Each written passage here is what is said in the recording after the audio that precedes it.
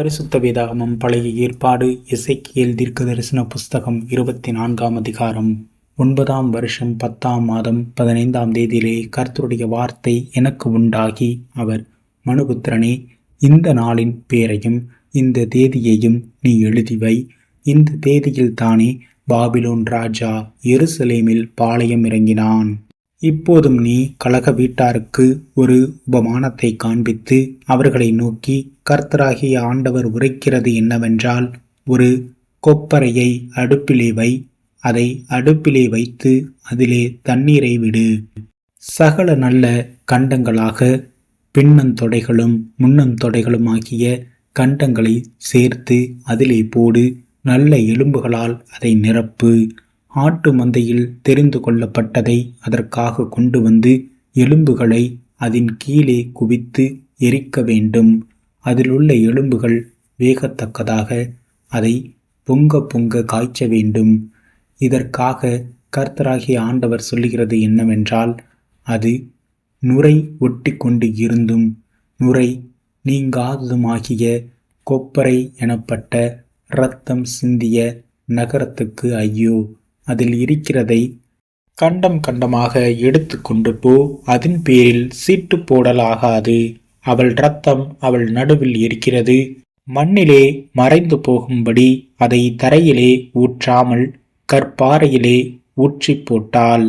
நீதியை சரி கட்டுவதற்காக கோபம் மூளும்படி நான் அவள் இரத்தத்தை மறைக்காமல் கண்மலையின் மேல் வைத்தேன். ஆதலால் கர்த்தராகிய ஆண்டவர் சொல்லுகிறது என்னவென்றால், இரத்தம் சிந்திய நகரத்துக்கு ஐயோ! நான் பெரிதான கட்டைகளை குவித்து எரிய பண்ணுவேன். திரளான விறகுகளை கூட்டு, தீயை மூட்டு, இறைச்சியை முருக வேக வைத்து சம்பாரங்களை இடு, எலும்புகளை எரித்து போடு. பின்பு கொப்பரை காய்ந்து அதன் களிம்பு வெந்து அதற்குள் இருக்கிற அதன் அழுக்கு உருகி அதன் நுரை நீங்கும்படி அதை வெறுமையாக தழலின் மேல் வை. அது மகா வருத்தத்தை உண்டாக்கியும் அதன் திரளான நுரை அதை விட்டு நீங்கவில்லை. அதன் நுரை அக்கினிக்கு உள்ளாக வேண்டியது. உன் அசுத்தத்தோடே முறைகேடும் இருக்கிறது.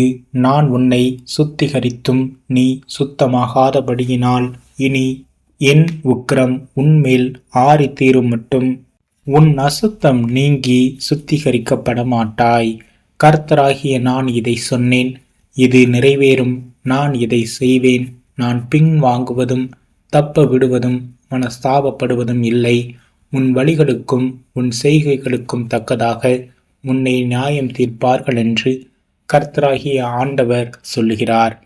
பின்னும் கர்த்தருடைய வார்த்தை எனக்கு உண்டாகி, அவர் மனுபுத்திரனே, இதோ நான் உன் கண்களுக்கு விருப்பமானவைகளை ஒரே அடியினாலே உன்னை விட்டு எடுத்துக்கொள்வேன். ஆனாலும் நீ புலம்பாமலும் அழாமலும் கண்ணீர் விடாமலும் இருப்பாயாக. அலறாமல் பெருமூச்சு விடு. இழவு கொண்டாட வேண்டாம்.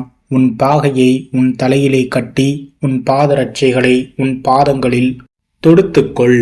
உன் தாடியை மூடாமலும் துக்கம் கொண்டாடுகிறவர்களின் அப்பத்தை புசியாமலும் இருக்க கடவாய் என்றார். விடியற் காலத்தில் நான் ஜனங்களோடு பேசினேன். அன்று சாயங்காலத்தில் என் மனைவி செத்து போனால் எனக்கு கட்டளையிட்டபடியே விடியற் காலத்தில் செய்தேன். அப்பொழுது ஜனங்கள் என்னை நோக்கி, நீர் செய்கிறவைகள் எங்களுக்கு எண்ணத்திற்கு அடையாளம் என்பதை எங்களுக்கு தெரிவிக்க மாட்டீரா என்று கேட்டார்கள். நான் அவர்களுக்கு பிரதியுத்தரமாக, கர்த்தருடைய வார்த்தை எனக்கு உண்டாகி, அவர், நீ இஸ்ரவேல் வீட்டாரை நோக்கி, கர்த்தராகிய ஆண்டவர் உரைக்கிறது என்னவென்றால், இதோ உங்கள் பலத்தின் முக்கியமும் உங்கள் கண்களின் விருப்பமும் உங்கள் ஆத்துமாவின் வாஞ்சையும் ஆகிய என் பரிசுத்த ஸ்தலத்தை நான் பரிசுத்த குலைச்சலாக்குகிறேன். நீங்கள் விட்டு வந்த உங்கள் குமாரரும் உங்கள் குமாரத்திகளும் பட்டயத்தால் விழுவார்கள். அப்பொழுது நான் செய்தது போல நீங்களும் செய்வீர்கள். தாடியை மூடாமலும் துக்கம் கொண்டாடுகிறவர்களின் அப்பத்தை புசியாமலும் இருப்பீர்கள். உங்கள் பாகைகள் உங்கள் தலைகளிலும் உங்கள் பாதரட்சைகள் உங்கள் கால்களிலும் இருக்கும். நீங்கள் புலம்பாமலும் அழாமலும் இருந்து உங்கள் அக்கிரமங்களில் வாடிப்போய் ஒருவரையொருவர் பார்த்து தவிப்பீர்கள். அப்படியே எசேக்கியேல் உங்களுக்கு அடையாளமாக இருப்பான். அவன் செய்தபடி எல்லாம் நீங்களும் செய்வீர்கள்.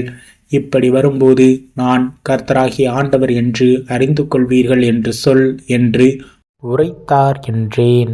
பின்னும் மனுபுத்திரனே, நான் எந்த நாளிலே அவர்களுடைய பலத்தையும் அவர்களுடைய அலங்காரத்தின் மகிழ்ச்சியையும் அவர்களுடைய கண்களின் விருப்பத்தையும் அவர்களுடைய ஆத்துமாவின் விசேஷித்த வாஞ்சையையும் அவர்களுடைய குமாரரையும் அவர்களுடைய குமாரத்திகளையும் அவர்களை விட்டு எடுத்துக் கொள்ளுகிறேனோ அந்த நாளிலே தானே தப்பி வந்த ஒருவன் உன்னிடத்தில் வந்து உன் காதுகள் கேட்க சொல்லுவான் அல்லவோ? அந்த நாளிலே தானே உன் வாய் திறக்கப்பட்டு நீ தப்பி வந்தவனோடே பேசுவாய். இனி மௌனமாய் இருக்க மாட்டாய். இப்படி நீ அவர்களுக்கு அடையாளமாக இருப்பாய். நான் கர்த்தர் என்று அப்பொழுது அறிந்து கொள்வார்கள் என்றார்.